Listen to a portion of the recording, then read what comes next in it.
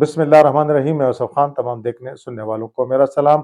कुछ हलकों की जानब से जो ये दावा किया जा रहा है कि जी वज़ीर आज़म पाकिस्तान मियाँ शहबाज शरीफ और स्टेब्लिशमेंट के ताल्लुकात में दरारें पड़ना शुरू हो गई हैं, तो इसके पीछे वो क्या कहानी बयान करते हैं, ये आपके साथ डिस्कस करेंगे।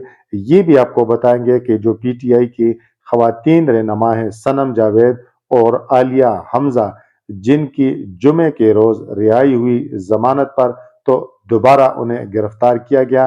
तो इनकी दोबारा जो गिरफ्तारी है उसमें 9 मई के वाकयात के जो मुल्जमान है उनके लिए क्या पैगाम है। पाकिस्तान तहरीक इंसाफ ने chief justice Islamabad high court और chief justice supreme court of Pakistan से मुस्तफ़ी होने का क्यों मुतालबा किया, और पाकिस्तान तहरीक इंसाफ के अंदर इस वक्त जो चपकल चल रही है तो इसकी वजह क्या है, पार्टी ने उसके लिए अब क्या नई गाइडलाइन जो है वो जारी की है। दीगर मौजूआत पर भी आपके साथ गुफ्तगू करेंगे, लेकिन सबसे पहले हमारे उन तमाम दोस्तों से गुजारिश होगी कि जिन्होंने अब तक हमारा ये चैनल सब्सक्राइब नहीं किया कि हमारे इस चैनल को सब्सक्राइब करें, बेल आइकन का बटन दबाएं और इस वीडियो के हवाले से कमेंट्स बॉक्स में अपनी राय का जरूर इजहार करें। तो शुरुआत करते हैं वज़ीर आज़म मियाँ शहबाज शरीफ और स्टेब्लिशमेंट के ताल्लुकात के हवाले से। जो इस वक्त ये अफवाहें फैलाई जा रही हैं कि जी उनमें दरारें पड़ने वाली हैं या पड़ चुकी हैं, या इस तरह की आवाज़ें जो हैं उठ रही हैं, तो इसके पीछे कहानी क्या है। तो इसके पीछे जो कुछ हल्के कहानी बयान कर रहे हैं, बता रहे हैं, तो जुमे के रोज ही देख लें मुश्तरका मफादात कौंसिल जो है उसकी तश्कीली नौ हुई है, जिसके सरबराह वज़ीर आज़म शहबाज शरीफ होंगे।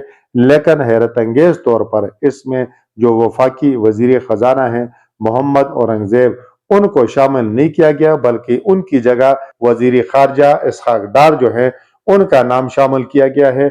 ये पाकिस्तान की तारीख में पहली दफ़ा हुआ है कि मुश्तरका मफादात कौंसिल में वज़ीर ख़जाना की बजाय जो है वज़ीर ख़ारजा को शामिल किया गया है। दूसरी जानब अगर हम देखें 22 मार्च को जो कौमी इक्तिसादी राब्ता कमेटी की तश्कील हुई, तो उसमें भी वज़ीर आज़म मियाँ शहबाज शरीफ ने वज़ीर ख़जाना को शामिल नहीं किया था, बल्कि खुद उसके चेयरमैन बन गए थे। लेकिन चूंकि बाद में उन पर प्रेशर आया, और आपको पता है कहाँ से प्रेशर आया होगा, तो उन्होंने अपना वो फैसला वापस लिया, यू टर्न लिया और मोहम्मद औरंगज़ेब को ही उसका चेयरमैन जो है वो मुकर्रर किया। अब इसमें भी देखते हैं कि आया वज़ीर आज़म इस फैसले पर भी यू टर्न लेते हैं या नहीं लेते हैं।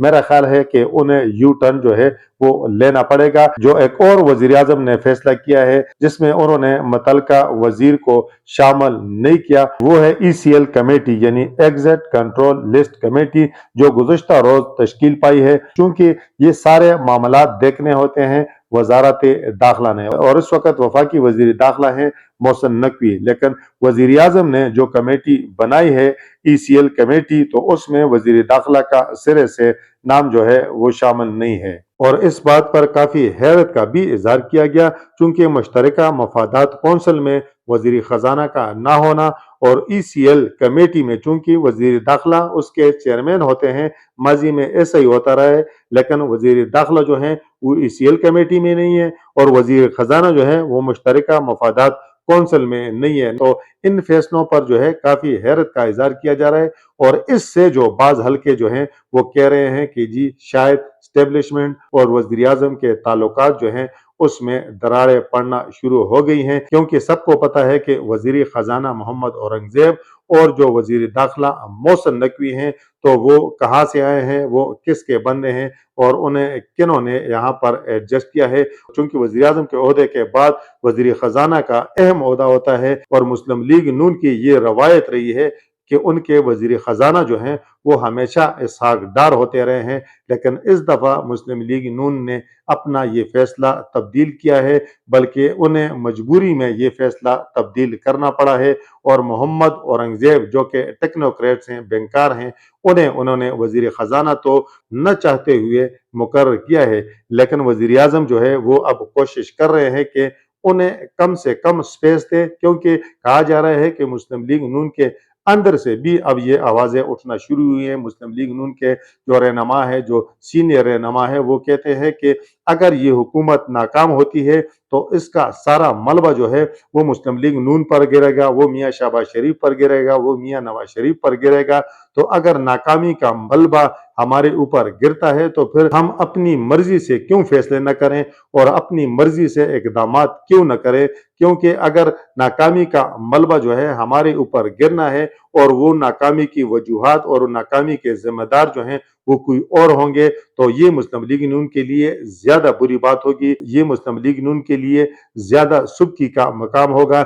اسی لیے وزیر اعظم لگ رہا ہے، جس طرح ان کے اقدامات ہیں، جس طرح ان کے ایکشن ہیں، اس سے لگ رہا ہے کہ وہ کوشش کرتے ہیں کہ وزیر خزانہ کو بھی کم سے کم جو ہے سپیس دیں اور وزیر داخلہ جو ہیں انہیں بھی کم سے کم سپیس دیں، اور ان اقدامات سے تو یہی نظر آ رہا ہے۔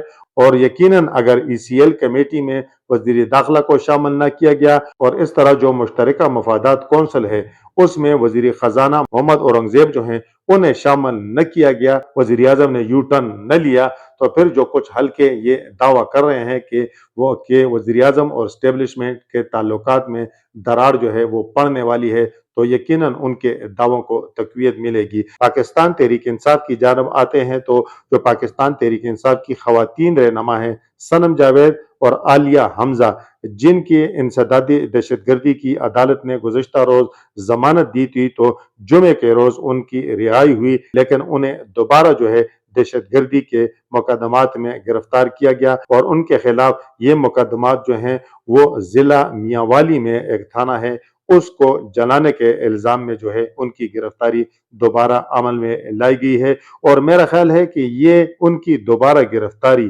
یہ 9 مئی کے ان تمام ملزمان کے لیے ایک پیغام بھی ہے کہ اگر عدالتیں انہیں رہا بھی کریں گی تو انہیں دوبارہ کسی دوسری مقدمے میں گرفتار کیا جائے گا، یعنی جب تک 9 مئی کے ملزمان کو سزائیں نہیں دی جاتی تو مجھے لگتا نہیں ہے کہ یہ ملزمان جو ہے یہ جیلوں سے باہر نکل آئے، ان کی ضمانتیں ہو جائیں اور یہ باہر نکل آئیں اور باہر آ کر مقدمات کا سامنا کریں۔ جب تک میرا خیال ہے کہ جس طرح یہ اقدامات یہ ایکشن ہو رہے ہیں تو اس سے تو یہی نظر آ رہا ہے کہ جب تک انہیں سزائیں نہیں دی جائیں گی، یعنی جب تک ان کے کیسز کے فیصلے نہیں ہوں گے، مجھے لگتا نہیں ہے کہ یہ جیلوں سے جو ہے باہر نکل آئیں۔ اور جو صنم جاوید ہیں اور عالیہ حمزہ جن کی دوبارہ گرفتاری ہوئی ہے تو اس سے تو میرا خیال ہے یہی نظر آ رہا ہے۔ اب اسلام آباد ہائی کورٹ کے 6 ججز صاحبان کے جو خط کے حوالے سے بات کر لیتے ہیں تو پاکستان تحریک انصاف کی جو قانونی ٹیم ہے انہوں نے چیف جسٹس آف پاکستان اور چیف جسٹس اسلام آباد ہائی کورٹ سے استعفے کا مطالبہ کیا ہے اور کہا ہے کہ ججز کے خط نے ثابت کیا ہے کہ نظام انصاف مفلوج ہو چکا۔ اس حوالے سے پاکستان تحریک انصاف کی قانونی ٹیم رؤوف حسن، نعیم حیدر پنجوتا، اس کے علاوہ شعیب شاہین، علی بخاری، نیاز اللہ نیازی نے پریس کانفرنس کی۔ رؤوف حسن نے کہا کہ 6 ججز کا خط انتہائی اہمیت کا حامل ہے۔ خط میں سپریم جوڈیشل کونسل کو مخاطب کیا گیا ہے۔ 2 دن سے اسلام آباد ہائی کورٹ کو خط لکھا ہوا ہے مگر چیف جسٹس اسلام آباد ہائی کورٹ نے کوئی ایکشن نہیں لیا۔ کا کہنا تھا کہ عمران خان پر بنائے گئے کیسز میں سب سے بڑا کردار اسلام آباد ہائی کورٹ کا ہے۔ خط میں چیف جسٹس آف پاکستان کا بھی ذکر کیا گیا ہے۔ انہوں نے کہا کہ لوگوں کے بیڈ رومز میں کیمرے لگائے گئے، یہ انصاف اور قانون کا قتل ہے۔ فل کورٹ بنا کر تماشا کیا گیا۔ کیا ایک ملزم کو حق ہے کہ وہ خود اپنے مقدمے میں جج بنے؟ کیا وزیر اعظم خود طے کرے گا کہ وہ مجرم ہے کہ نہیں؟ ہم یہ مذاق نہیں ہونے دیں گے۔ 100 اور بھی ججز ہیں، ہم چاہتے ہیں کہ وہ بھی اپنی بیتی بیان کریں، مزید ججز بھی بتائیں کہ ان پر کیسے دباؤ ڈالا گیا۔ جو ان کے ایک اور وکیل رہنما ہے نعیم حیدر پنجوتا، تو انہوں نے کہا کہ عمران خان کے گھر 26 گھنٹے آپریشن کیا گیا، چیف جسٹس خاموش رہے۔ 28 مارچ کو جوڈیشل کمپلیکس میں پی ٹی آئی کارکنان پر حملہ ہوا، جنہوں نے حملہ کیا ان کی بجائے پی ٹی آئی ورکر پر ایف آئی آر درج کرائی گئی۔ بانی پاکستان تحریک انصاف اپنی سیکورٹی میں عدالتوں میں پیش ہوئے، انہیں سیکورٹی نہیں ملی۔ ہمیں کہا گیا بانی پاکستان تحریک انصاف کی گرفتاری پر انکوائری کریں گے، کہاں گئی وہ انکوائری؟ انہوں نے کہا کہ توشاخانہ کیس میں واٹس ایپ کے ذریعے فیصلہ کیا گیا، سائفر کیس کو لٹکایا گیا اور پھر فیصلہ محفوظ کیا گیا۔ 4 ہفتوں کے اندر سائفر ٹرائل کو ختم کیا گیا۔ لیول پلینگ فیلڈ کی درخواست کا کیا ہوا؟ ہمیں لیول پلینگ فیلڈ ہی نہیں دی گئی۔ مخصوص نشستوں اور بلے کا نشان چیف جسٹس فائز عیسیٰ نے چینا۔ سلطان سکندر راجہ کی پشت پناہی کون کر رہا ہے؟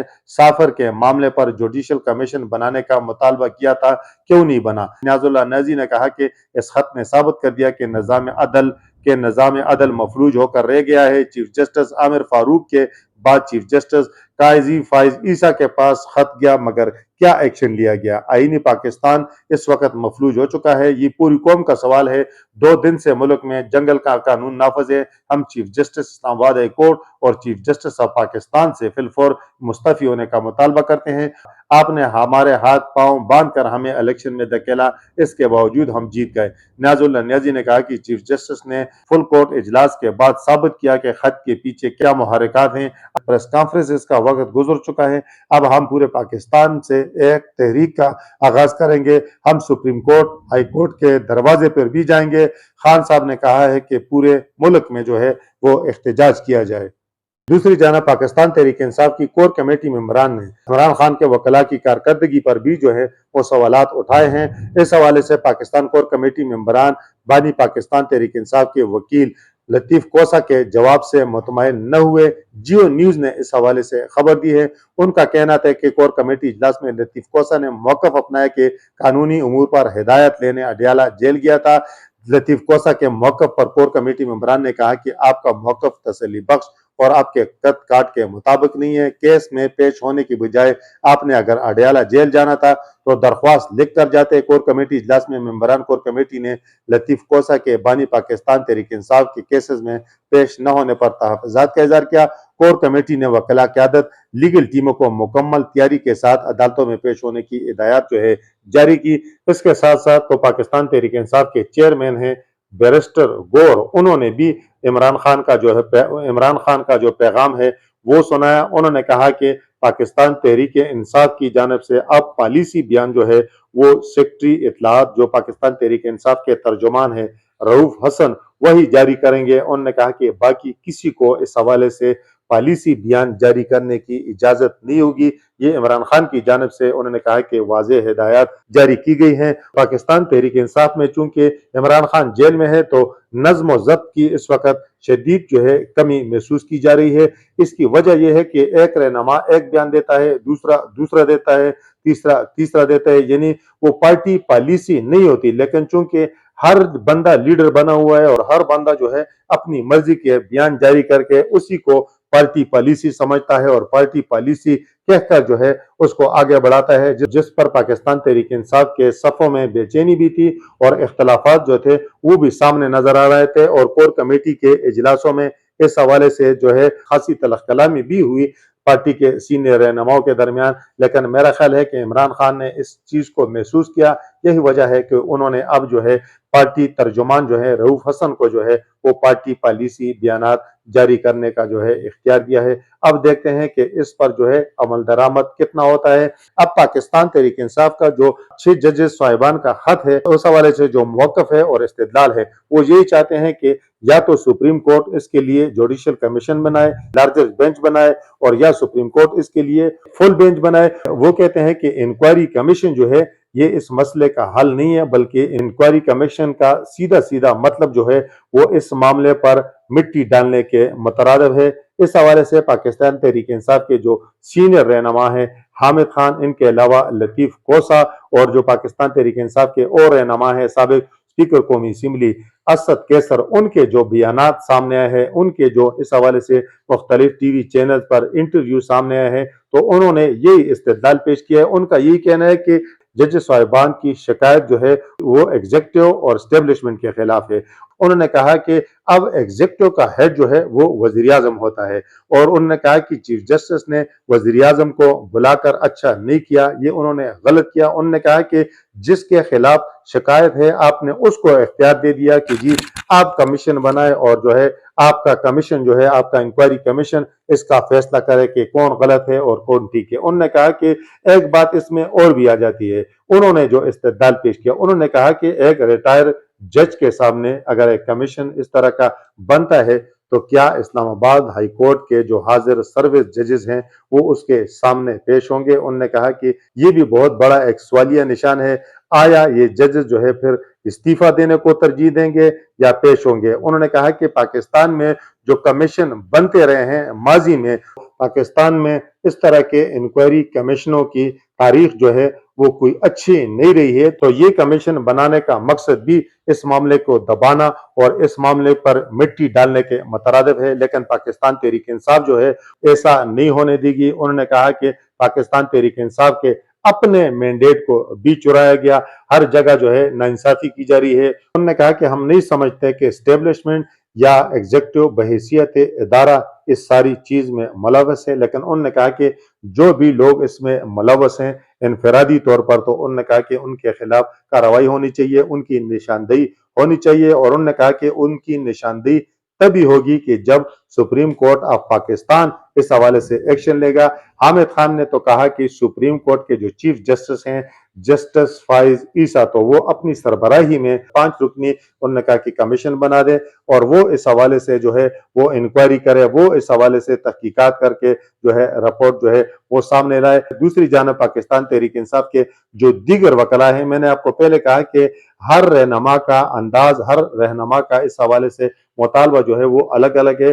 کچھ یہ بھی کہتے ہیں کہ فل کورٹ جو ہے وہ اس حوالے سے تشکیل دیا جائے، کچھ کہتے ہیں کہ سپریم کورٹ لارجر بینچ جو ہے وہ بنایا جائے۔ ان کا جو سب سے بڑا اعتراض ہے وہ انکوائری کمیشن پر اس لیے بھی ہے کہ وہ سمجھتے ہیں کہ چونکہ وزیر اعظم جو ہے وہ ایگزیکٹو کے ہیڈ ہیں اور جج صاحبان نے جو شکایت کی ہے وہ صرف اسٹیبلشمنٹ کے چند لوگوں کے خلاف نہیں کی بلکہ ایگزیکٹو کے خلاف بھی کی ہے، اور اب جس کے خلاف شکایت ہوئی ہے تو آپ نے الٹا اس کے ہیڈ کو اختیار دے دیا کہ جی آپ اس کے لیے انکوائری کمیٹی بنائیں۔ تو انہوں نے کہا کہ یہ سراسر ناانصافی ہے۔ پاکستان تحریک انصاف جو ہے اس پر احتجاج بھی کرے گی اور احتجاج کے لیے انہوں نے لائحہ عمل بھی طے کر لیا ہے۔